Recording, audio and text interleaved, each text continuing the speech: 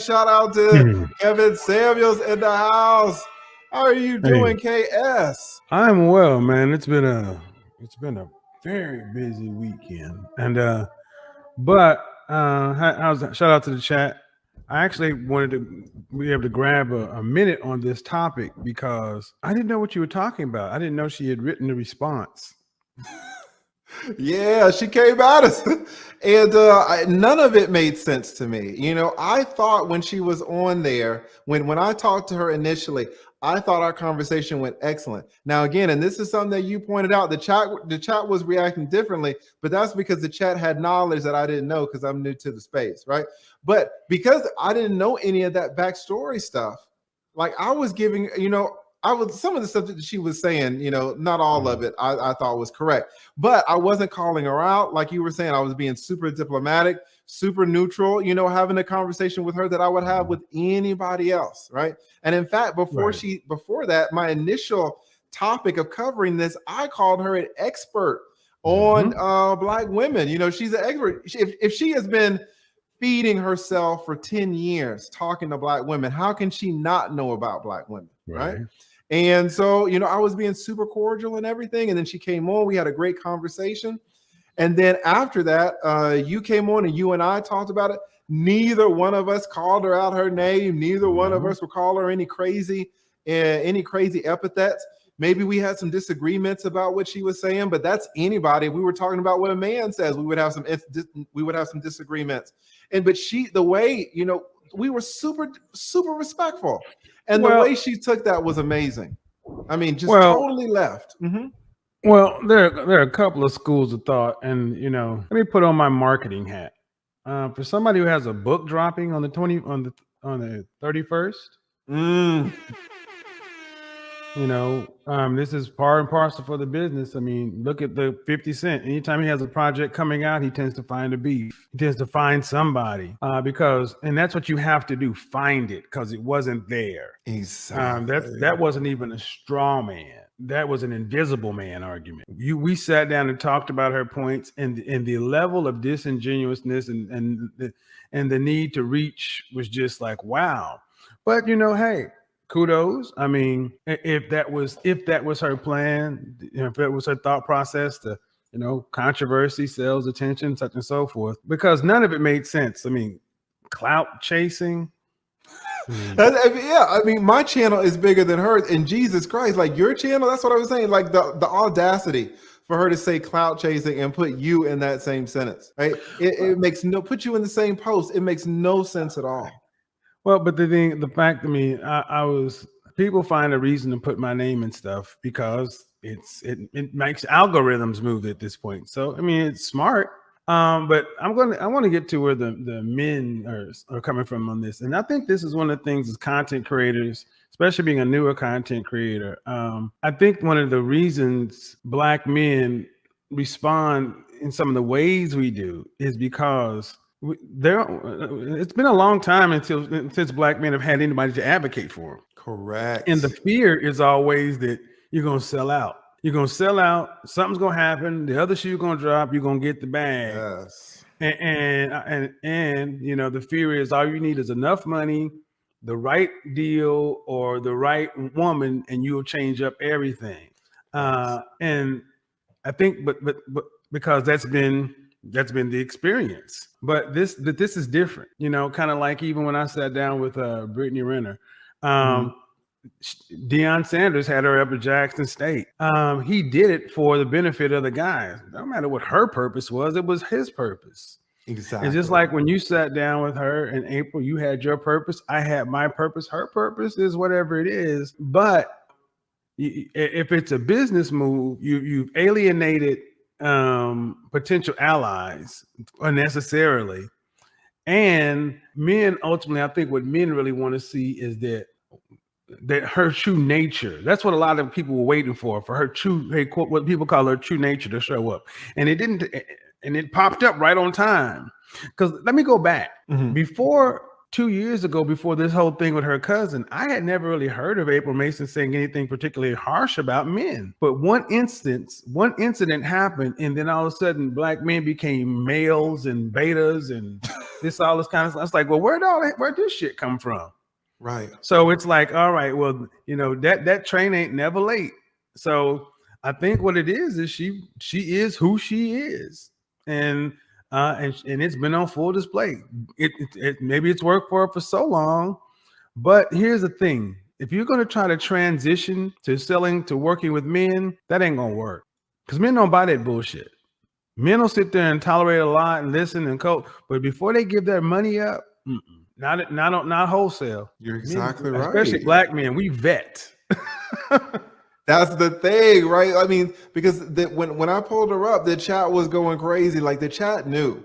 Even the black women were like, "Hey, man, and there's this issue about women entering this space now, and whether they're chameleons and this or that, because there are some strong content creators who are women who are absolutely doing their thing, like Pink Book Lessons, right?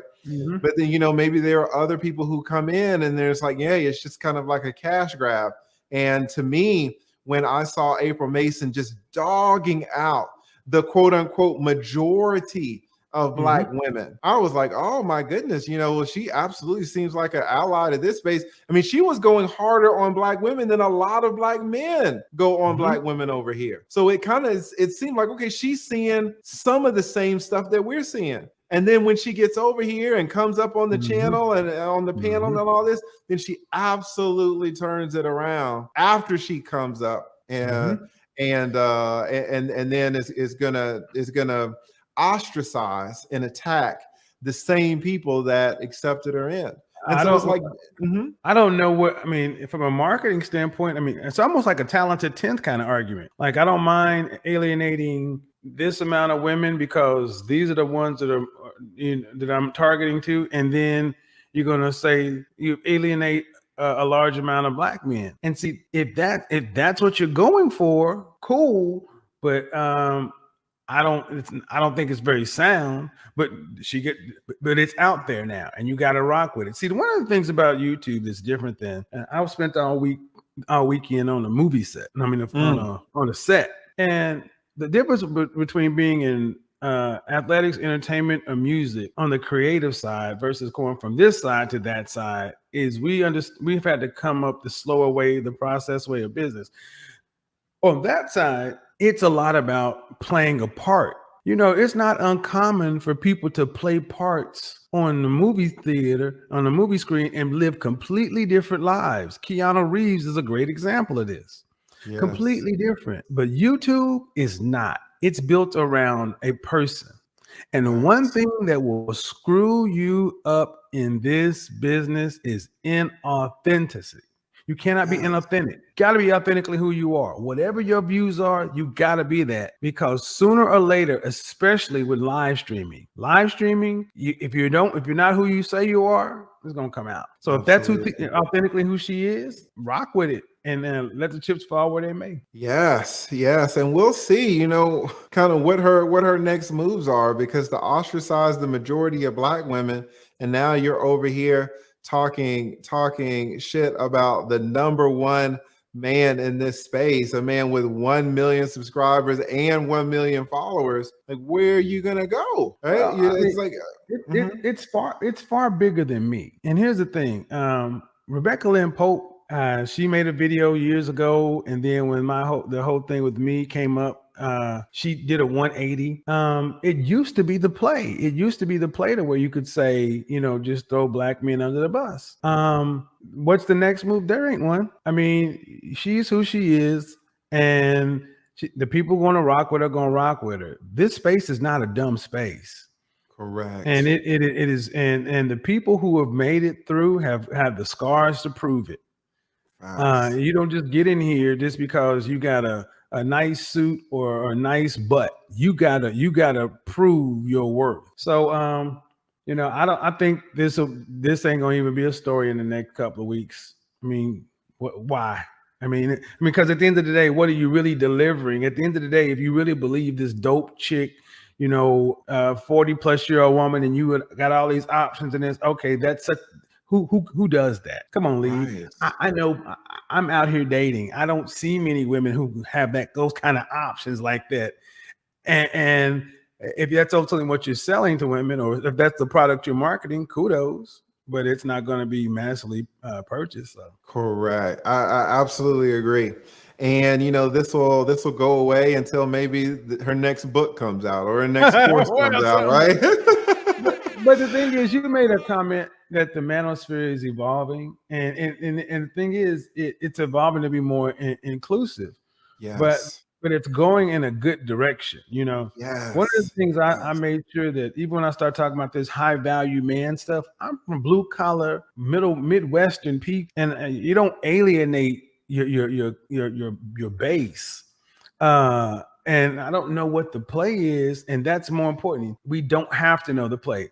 Bottom line is, men want to know that you are still got your that you on their side, and that you're not going to switch up because of an opportunity came along. You may sit down and take a meeting. They may not understand the diplomacy or whatever, but as long as they understand that you just spooked and sat by the door wherever you went, more than likely or not, they'll give you the benefit of the doubt. Especially once you're in, you're in. Because let's be honest, you and I could probably go places and do things that other guys couldn't or would not want to. Right. And then go eat a 2-piece and a biscuit out in the parking lot and have a good goddamn time. Exactly right. That's who we do. That's who we are. No, you're exactly right. People get in here, man. I just wanted to jump in here real quick. Thank you so much. You are always welcome. It is a blessing and an honor to have someone like you, to have you, specifically you, on this platform. I'm super blessed, especially being so small. So it really speaks so highly to you as well, because a lot of times once you get to a certain level, you kind of forget about the little people, right? And you are at the highest level, and you are still helping out smaller creators. So thank you so much for coming on. Man. Thank you for supporting us. And, thank you for all that you do for men. And let me just tell you this, since you're up here, it wasn't my plan to tell you, but I had a consultation today with a man, and he's making about $1.2 million. And he called me because he wanted to know if he should stay in his marriage or if he should divorce, and do these type of consultations. And without getting into specifics, his wife had done some horrible things. Let's just say horrible. And he has suffered tremendously. Now he has bounced back, but he suffered a lot. And he was saying when he was going through it, he would cry to her, and she would say this and she would say that, and she would still be abusing him because she saw the weakness and she was taking advantage of it. And he said that's the way that he was living his life until he found your videos. And when he found your videos and started watching them, he didn't have an understanding that even though he was making 1.1 or 1.2 million, that he had value as a man. And you were the one that taught him that he had value and that he should not allow himself to be treated this way by this woman. And that is what inspired him to call me, just to say, hey, how do you see this? Because I think I don't think I'm happy, and I think I need to move on. But what clicked it in his mind, what was the catalyst, was you. And so you are making differences in so many men's lives that you aren't even aware of, right? That you will never find out. If I had never told you about this gentleman, you might never know who he is and what you did for him. Right. So I absolutely want to sing your praises for some of the people whose lives you are changing, and maybe they don't have the opportunity to talk to you and to thank you. But he would want me to thank you on his behalf. So it's good to hear that, because a couple of years ago, we wouldn't have had that message, or even the resources in having a family law attorney for somebody to be able to reach out to. And I think that infrastructure, that developing foundation is exciting to a lot of people, but it's also scary to some, because that's power. That's power. Yes. So, and that's why I'm hot now, and it's going to be somebody else's turn. How you start's how you end. And what's the oldest saying? Be careful on who you step on the way up. Though the same people you're going to see on the way down. I ain't stepping on nobody. Facts. I heard that. Right, man, I gotta run. Appreciate it. ABL, shout out, dog. Yeah, shout out to run, my friend. Thank you. No problem. Thank you so much, Kevin. You Bye-bye. can always come up. Really appreciate it.